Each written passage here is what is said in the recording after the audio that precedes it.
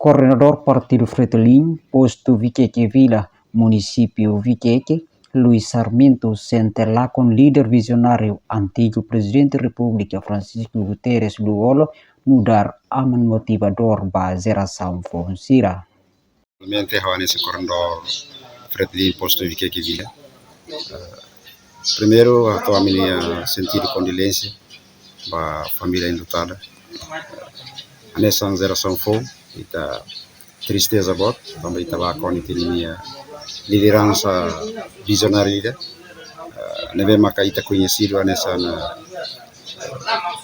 partido presidente do partido Fretilin, nessa nossa ex-presidente da República, ex-presidente do Parlamento, ao mesmo tempo nessa ex-presidente vai membro da Assembleia Constituinte, e está lá com a figura de aqui da neve macai uma visão visionária. Nessa nossa liderança ainda neve macai maior se povo mover em Ewan.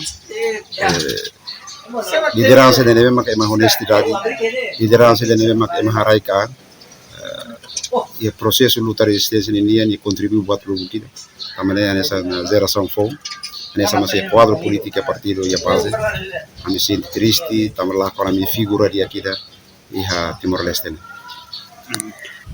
Haonai claramente liderança da nema conhecimento dia que liderança visionário, liderança da nema e a ini prontidão, para qualquer tempo de da bele fone ni Hanoi ni pensamento vai a luta pela libertação nacional e agora lá que está uma fase segunda ni luta pelo desenvolvimento, liderança da na fase sei pode convicção toma, commitment toma, a bele contribui. Também a herói da neve macania ni atitude ni liderança ini matene ini visão esforço toma que me halo saya nessa buat nem importante para a geração funciona tu bela halo tu também lá a liderança todo mesmo bela a intelectualidade no media bela ini visão é claro mas liderança de uma honestidade harai que nessa camarada presidente Fretilin Dr. Luolo ne único tuan liderança ne maka haturu ini prontidão haturu ini vontade toma para o processo de resistência de nós niatur e processo para desenvolvimento de nós niatur na parte.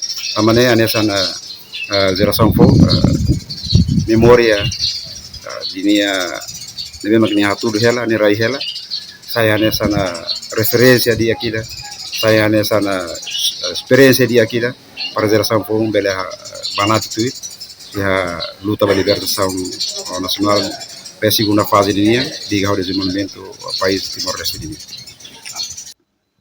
Luiz profunda kata durante nesse saudoso sempre ia prontidão qualquer tempo saudoso foi a Hanoi para luta libertação nacional.